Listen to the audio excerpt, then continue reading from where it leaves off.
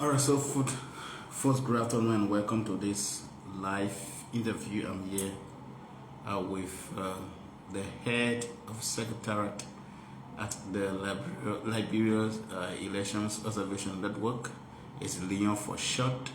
It is a civil society organization that monitors elections in Liberia and also comes up with policy statements as to how actors in the electoral process should govern themselves as they go about to conduct elections.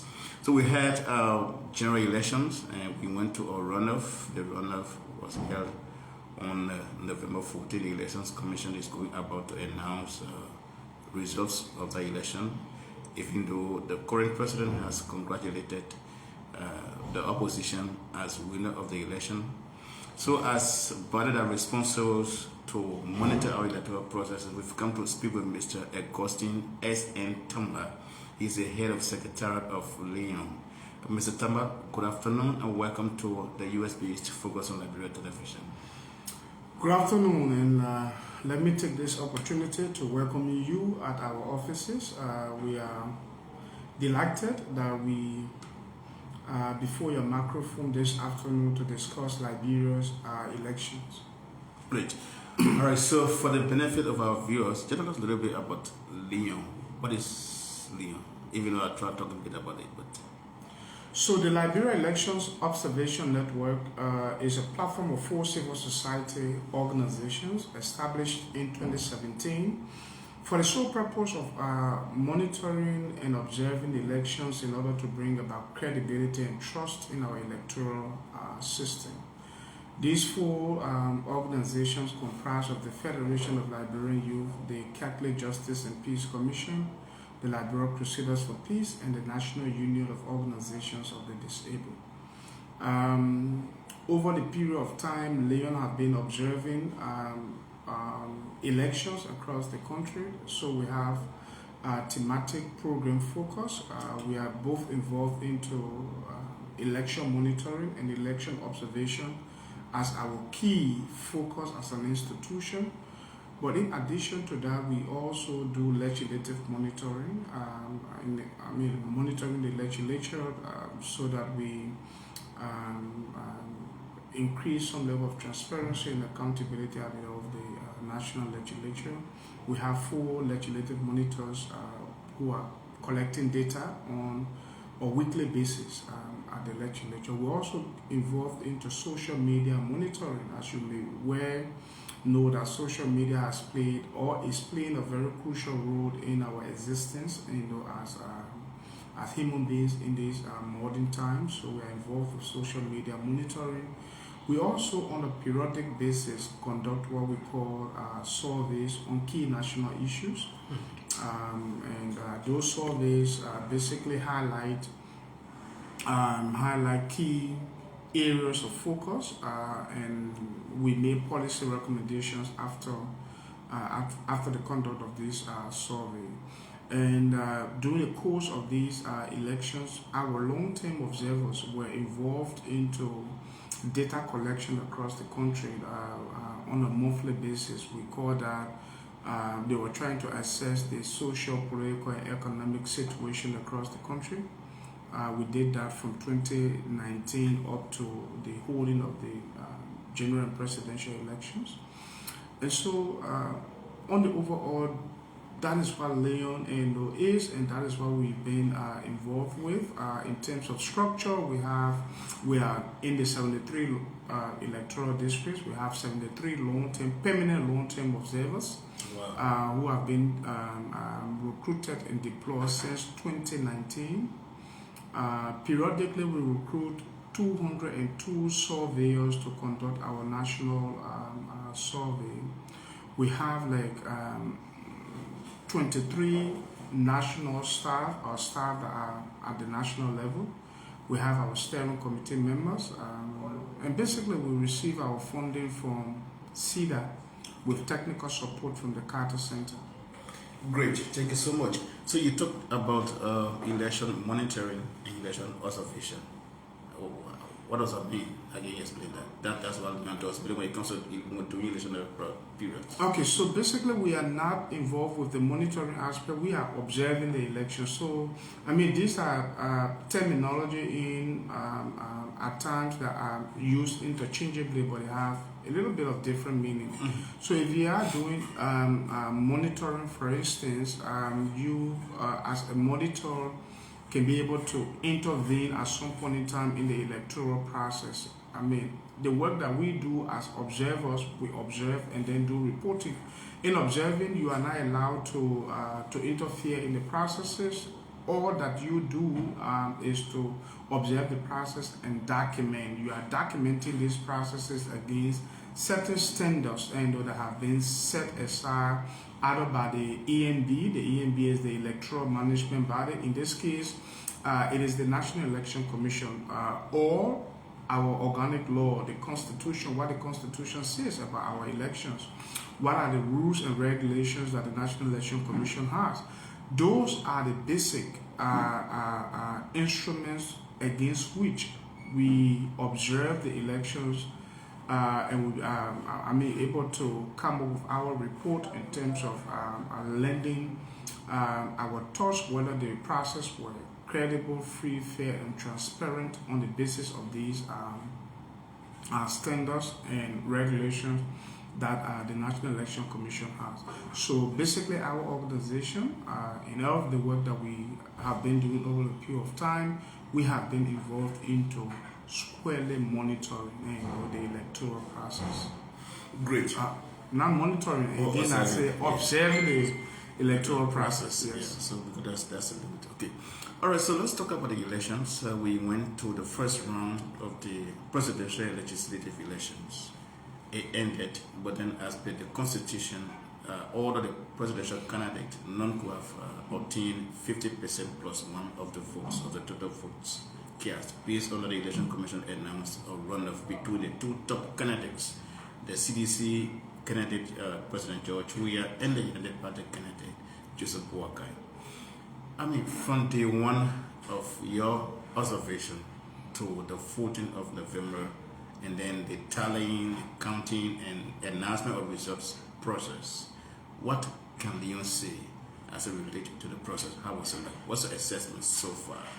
So, generally, our assessment of the process, and I will end and then be able to come back. Generally, our assessment of the process, we can say that the National Election Commission did extremely well in organizing these elections and ensuring that these elections were conducted under a peaceful atmosphere, but much more professional. Amid all of the challenges that we experienced as a country, which is normal to every process.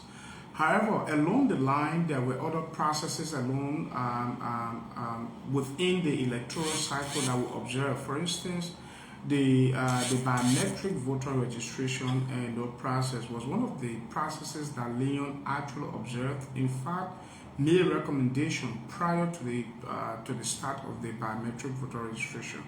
You will agree with me that when the National Election Commission announced that Liberia was about to introduce the biometric voter registration process, not many Liberians actually had a kind of full understanding on what BVR was and what the biometric voter registration was set up to achieve in our elections. To make matters worse, the National Election Commission announced that even though we were doing biometric voter registration, we were not going to use biometric feature on election day. That confusion from the beginning of the biometric voter registration process left a lot of Liberians in doubt, even stakeholders. A lot of people did not understand exactly what the biometric voter registration process was set up to achieve.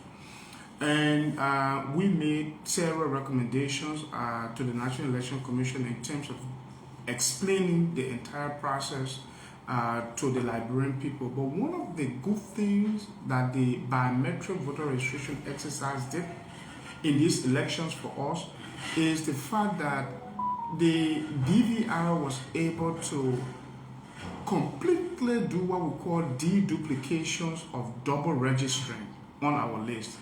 Because this was a very serious issue for us in 2017, I think the deduplication process of that was carried on through the use of the BVR process play a very significant role in terms of building trust and confidence in the entire electoral cycle. And the National Election Commission did extremely well. I mean, a lot of people doubted the fact that the Election Commission would have started and ended that process in time.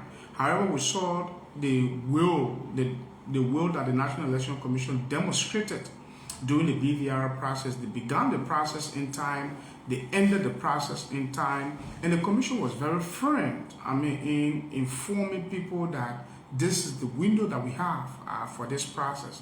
And I think the Commission, from that very inception, tried as much as possible not to play in public perception, and as they were, carrying out their duty, because an attempt for them to have extended the time of the BVR, other demands on other processes probably would have erupted, and the reference would have been made to the BVR. But I saw that, from the National Election Commission as a firm position that this is what we have, and this is the period of that we have for the BVR process. So that process was conducted, and we had a very clean voter roll. This time around, all of the parties, the contending parties, in this case the political parties, feel much more confident in the voter roll because there were counter checks on the voter roll. We had audits, we had other people leaving from the sub-region coming to audit our voter roll, and I think that set the basis for us as a country in terms of building trust and confidence in the electoral process. So that process actually laid the basis for the should I say, the level of confidence that political parties had in the process in the first place, that we can trust going to the elections, because we believe that the voter roll is actually clear. Now, on election day, our observation on election day basically tied into a lot of different factors, because our observers that we deployed had a fixed checklist. In the first place, as an institution, we deploy what we call a sample-based observation. A sample-based observation is an observation methodology that allows you to deploy your observers to a scientifically relevant polling places. And so we did a randomized selection of polling places, by which we deployed 904 short-term observers.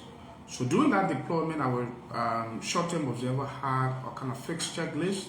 They were checking on the adherence to the opening procedures, the counting procedures, the closing procedures, the sorting, and all of these procedures as laid out in the manual of the National Election Commission. On the morning of October 10th, we noticed that there were huge turnout, and because there were huge turnout on October 10th, there was some confusion as to where people were actually, where people would actually turn out to go and vote, in terms of their rooms that they were actually that they should have gone in to actually cast their vote. And that confusion in terms of queue management created a problem on election day. There were a lot of factors for us that we actually noticed that was the cause. One, it was basically the risk of the cause. Yeah, some of the factors that caused that confusion was the fact that a lot of, the way the entire polling place precincts were organized, they were not organized in a way that voters could easily identify which room to go to on election day and to actually cast their vote. There were no visible signs where people would just look at their ID card automatically and say, look, this is the room I'm to actually vote in. There were those signs were not there. So that contributed, largely to the huge let me say, to the lack of queue control on on election day. But beyond that, all other processes, as reported by our observers, were reported in the high 90s in terms of adherence by the National Election Commission. So the National Election Commission was largely in adherence to the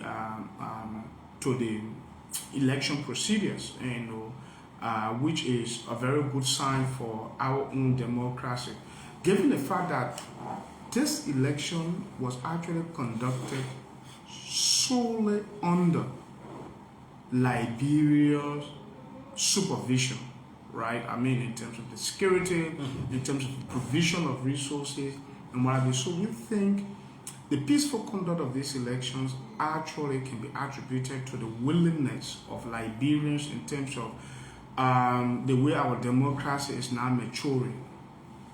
Thank you, great. So, the next thing I'd like to know is, if you look at the results of the election, it's almost on a 50-50 basis, very slight difference. It tells me that Liberians voted both sides. Yeah. The president, after receiving all of the results, conceded defeat and congratulated the opposition. How does Leon look at that? For me, I think that was something that have elevated the spirit of our democracy. The will demonstrated by the president to have conceded defeat even before the official pronouncement of the results speaks a volume to the maturity of our democracy and the kind of leader the president was. It's uncommon in the African setting to see that a seated president, will concede defeat in that form and manner. This says that our democracy is maturing, and apparently the president also knew that, given all other factors and holding all other factors constant, Liberians made their decision. So there was no need to contest that decision. There was no need to apply any other form of overusing power or any form of chicanery, to maintaining power. So I think the fact that the president conceded and brought us as a country to a point where we now become a reference point for democracy in the sub-region, a reference point for democracy on the continent of Africa, because a lot of people have predicted that the fact that these elections were so close to call, and for us that did the SBO, we saw that, from the very inception of the intake of results and that were coming into our database, we saw that the race was very, very tight. And we knew at that point that this would have been a very serious challenge, and we projected the fact that when the pronouncement is done and the winner is declared, there will be contestation because of the closeness of the results. You predicted that? Yeah, we actually projected that. We predicted that, there will be contestation because everybody will, the two parties will want to actually go to every vote. In this case, it was not about an absolute majority and winning, it was about a simple majority. So any other invalid votes or whatever circumstances can place out of the candidate ahead. But the president, the president pronouncement that he accepted and congratulated the president-elect says a lot. People said, others are saying, really from the CDC, for his party, are saying that the decision to have, considered defeat was hasty. Well, I think the president did well. Those who are thinking that we have some ill intention. Whenever people go to a kind of serious contestation like this, you must accept that there will be winners and there will be losers. In this case, The projection was also done by the opposition. I mean, they have done their homework, they have done all of their calculations. They knew that if even they were going to win by 5,000 votes, that number was there in their favor. So they had all of their calculation. So people who wanted to push the president, I mean, to a point where they wanted to contest the results, and I think the president did extremely well by conceding, because having the president made a pronouncement by 11 p.m. I mean, the following day, probably there would have been something else in this country. So I think, I mean, holding all factor constant, we must give that to the president. The president demonstrated leadership, and the peace for this country now, I mean, was anchored on that voice that we heard 11 p.m.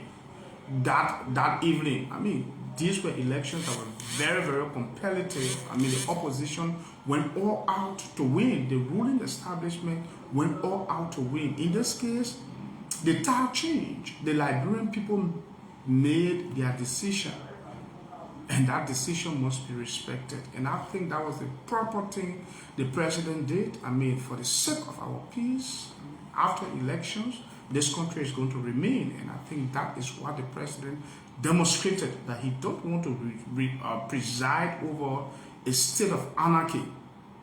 Great. I know. After election, this country will remain. Okay.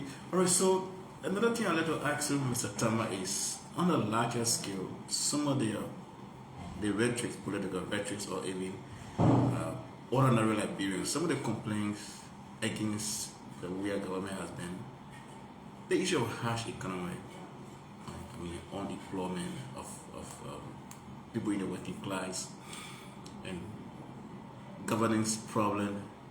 I mean, what is your reading of a Bwaka government? I mean, in this kind of economy, looking at revitalization of the economy, maybe raising the bar when it comes to employment, and I mean, rather complicated issues.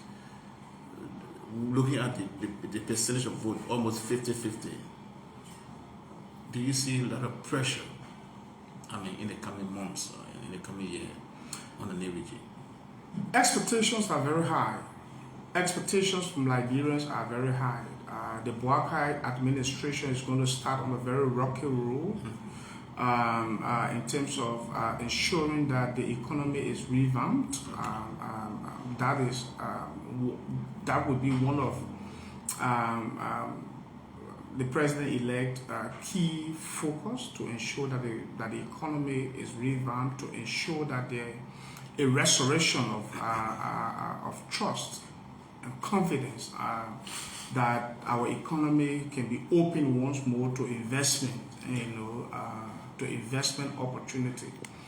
But I think the real governance issue in terms of looking at the country moving forward will begin when the president actually constitute his cabinet. There needs to be a sober reflection as to where the country needs to go. Over the last few years, like you rightly intimated, I mean, there are concerns about public corruption. There are concerns about lack of employment. The young people seems to be embracing the intake of drugs as a comfort for their destitution. That needs to change. Those conditions, those harsh conditions need to change, especially investing into young people. Young people should be the foundation of the growth for our economy. You can build the economy. If you cannot invest into the young people, they will break the economy with their ignorance. And so that focus needs to be there for the incoming administration. And if you look at the results of this election, it says to you that Ambassador Joseph Numa Bwaka, the president-elect, has a lot to do in terms of reconciling this country. He needs to govern. Reconciliation. He needs to govern this country, not on the basis of party affiliation. He cannot or he should not basically privatize the public space. He needs to govern, and by just governing this country, irrespective of where people come from, he should be able to hold people to the task and not necessarily on the basis of their political affiliation. Let him give people the opportunity to come and serve. If they fail based on standards, then he must be able to discipline people under those standards of public and of what the public guard or the public code is going to be. All government officials must be able to be guarded by that public code. I mean, that way the country and even him as president will ensure that the public space or those who come to government will not just come with the mindset that this is a place where we will just come and make our free resources or make our free money without accountability. The issue of accountability in our country must be entrenched, if not in his administration, because that is the reviving hope that the Liberians are looking up for now. That is what the Liberians are looking for. I mean, the issue of employment for young people must be the focus. I mean, young people should play a very key role, and the way to do that, I mean, the investment climate, once investors are coming into this country, foreign investment coming into the country, you must tap into that foreign investment by telling them or by including clauses within that agreement to say you must empower this number of our young people, so that gradually as these companies come in our country and they are phasing out, we have Liberian stream to be able to take over this company. There must be a process where the Liberianization policy should take place from that level. I mean, in every concession agreement, there must be a clause where Liberians can play out a 30-40% role in that company. We must begin the process of ensuring that we take national ownership of this process, and that onus is on this. I mean, the incoming government. I mean, people have rated the president-elect has been very experienced in public service. They expect nothing less than ensuring that this country get back on its path. I mean, restore the dignity of this country, ensure that this country come back on its path in terms of respectability. Liberia was one. I mean, Liberia was a shining star amongst nations. Liberia must go back. Great. Liberia must go back to that level. I love the latter part of the interview. I mean, regardless of political affiliation, gave the level playing field to Liberians who are qualified. Sure. When they underperform, you discipline them. Sure. I love that. As we close up, legislative monitoring and observation. The legislature is the one that appropriates budgets. The legislature also, scrutinize and pass on concession agreement. You are there as the civil society arm to monitor what they do and how they do it. The 54th king, we have our own problem with the 54. The 54 is going on its way going on. We're going to have different speaker, different deputy speaker, different pro tempore, and different leadership, different chair ways, means, and finance. How do you pursue the legislature on this region, this coming region? Okay, so and what are other things you've been doing that probably you saw that those were lapses? Maybe even do your own monitoring, you didn't include them, and how do you include them? So I think there should be a new day for Liberia. From all aspects, our legislature must stand up to ensuring that the right thing is done in our country. Our legislature must be able to hold accountable the executive branch of government in terms of public accountability. If the president is losing the ball where the balls need to be tightened, the only body that we can depend on should be the national legislature. I have respect for some of the men that have been elected